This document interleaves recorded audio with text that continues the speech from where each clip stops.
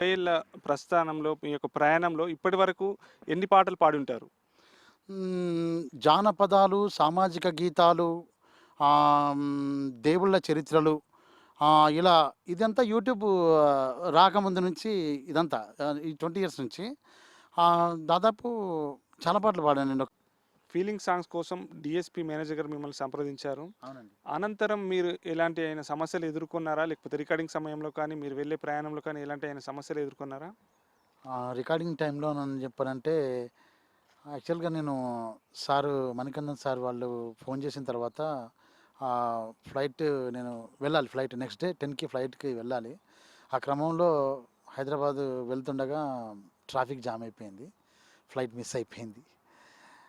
అప్పుడు అయ్యో! మళ్ళీ తర్వాత ఎలా జరిగింది? ఫ్లైట్ మిస్ అయిన తర్వాత సార్ వాళ్ళని అడిగాను.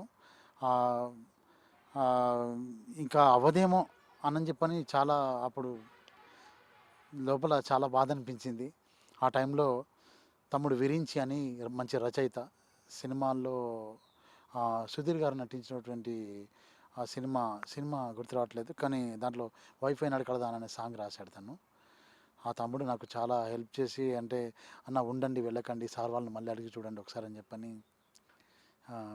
నాకు చెప్పటం. నేను మళ్ళీ మణికందన్ సార్ వాళ్ళకి కాల్ చేసి, "సార్ ఇట్లా ఫ్లైట్ మిస్ అయిపోయింది సార్" అని చెప్పనంటే వాళ్ళు పెద్ద మనసుతో మళ్ళీ వాళ్ళు నాకు టికెట్ వేయటం. నేను మళ్ళీ వెళ్ళి అలా దేవిశ్రీ ప్రసాద్ గారి చొరవతోని నేను పాడడం అనేది నాకు నిజంగా నేను మర్చిపోలేని అనుభూతి ఇది నిజంగా. మీలో సింగింగ్ ఉందని చెప్పి అంటే ఈ యొక్క టాలెంట్ ఉందని చెప్పేసి ఎవరు గుర్తించారు? మీకు ఎవరు ప్రోత్సహించారు మిమ్మల్ని ఈ రంగంలో? అయితే మాది వచ్చి సిద్దిపేట జిల్లా ఉస్నాబాద్ అండి. మా ఉస్నాబాద్‌లో నేను చిన్నప్పటి నుంచి అయితే యాక్చువల్‌గా అమ్మ గూడా సింగర్. పొలంలో తను ఓహ్! పాటలు పాడుకునేది.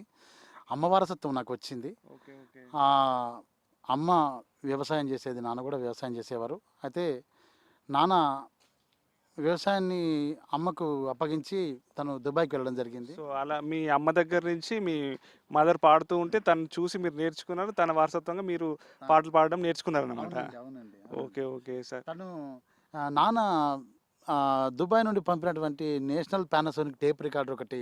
అప్పుడు నేషనల్ పానాసోనిక్ టేప్ రికార్డర్ అంటే చాలా ఫేమస్. ఫేమస్. దాంట్లో అమ్మ శబ్దగ్రహణ చిత్రాలు వినేదనమాట. శోభన్ బాబు గారివి, తర్వాత చిరంజీవి గారివి, నాగార్జున గారివి, బాలకృష్ణ గారివి ఇలా తను వింటుంటే అమ్మతో పాటుగా నేను వింటూ నేర్చుకునేవాడిని. ఓకే. ఓకే. అట్లా నేను పాటల మీద మక్కువ నాకు